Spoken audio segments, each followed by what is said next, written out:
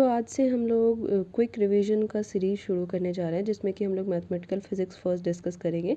सो mathematical physics का first topic होता है वेक्टर एनालिसिस। ठीक है, इसमें ये वेक्टर एनालिसिस जो है इसमें इलेक्ट्रोडायनेमिक्स में भी काम आता है और आपका मैथमेटिकल फिजिक्स में भी काम आता है। ठीक है, तो इस टॉपिक को कवर करना बहुत ही ज़रूरी है। चलिए देखते हैं वेक्टर एनालिसिस क्या होता है। बहुत शॉर्ट रिविजन करेंगे हम लोग ताकि हमारा टाइम ज़्यादा वेस्ट ना हो। Okay, so in general physical quantity are of two types. तो जनरली फिजिकल क्वांटिटी जो है वो टू टाइप्स का होता है। एक होता है स्केलर क्वांटिटी, दूसरा होता है वेक्टर क्वांटिटी।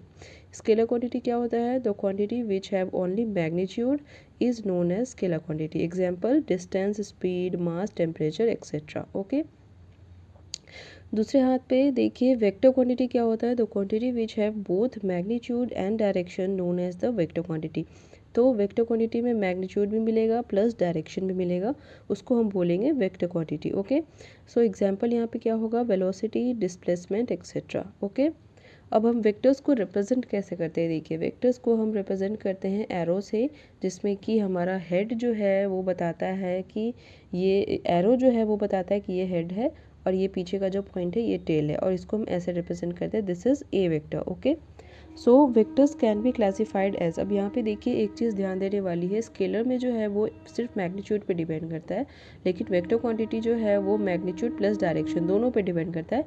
इसलिए हमें वेक्टर क्वांटिटी पे ज़्यादा ध्यान देनी है। ओके, क्योंकि डायरेक्शंस जो है वो काफ़ी यहाँ पे कॉम्प्लिकेटेड हो सकता है वेक्टर क्वांटिटी में। ओके, तो चलिए vector can be classified as. Vector को हम कैसे कैसे क्लासीफाई कर सकते हैं? फर्स्ट है हमारा equal vectors. If two vectors have same direction and same magnitude that are known as equal vectors. तो अब देखिए वेक्टर्स अगर सेम मैग्नीट्यूड है और सेम डायरेक्शन है, मैग्नीट्यूड और डायरेक्शन दोनों सेम है, तो उसको हम बोलेंगे इक्वल वेक्टर्स। जैसे कि यहाँ पे देखिए आप, ये हो गया हमारा ए वेक्टर, ये हो गया बी वेक्टर, दोनों का मैग्नीट्यूड भी सेम है, तो ये हो जाएगा ए इज इक्वल टू बी। तो अगर डायरेक्शन यहाँ पे सेम नहीं होगा तो क्या होगा? चलिए देखते हैं वो कौन सा वेक्टर कहलाएगा।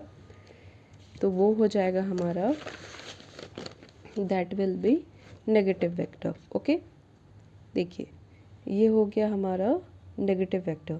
If two vectors have same magnitude but opposite direction then it is known as the negative vector. अब देखिए ये वेक्टर जो है वो इस साइड जा रहा है और ये दूसरा वेक्टर जो है वो इस साइड जा रहा है, therefore B is equal to minus of A vector.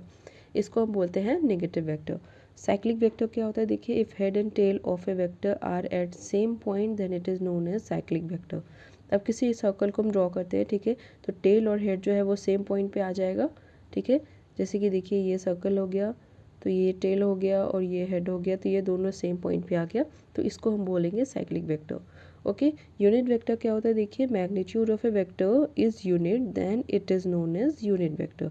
Magnitude जो है वो यूनिट होगा अगर वेक्टर का, तो उसको हम यूनिट वेक्टर बोलेंगे। ठीक है, तो ये हो गया हमारा वेक्टर एनालिसिस का फर्स्ट टॉपिक। इसमें बहुत ही शॉर्ट रिवीजन है, तो इस वीडियो को मैं यहीं पे ख़त्म करूँगी। नेक्स्ट वीडियो में हम लोग क्रॉस प्रोडक्ट और वेक्टर प्रोडक्ट और जो भी हमारा ट्रिपल प्रोडक्ट है वो सब सारे हम यहाँ पे डिस्कस करेंगे। Okay, that's it in this video. Thank you.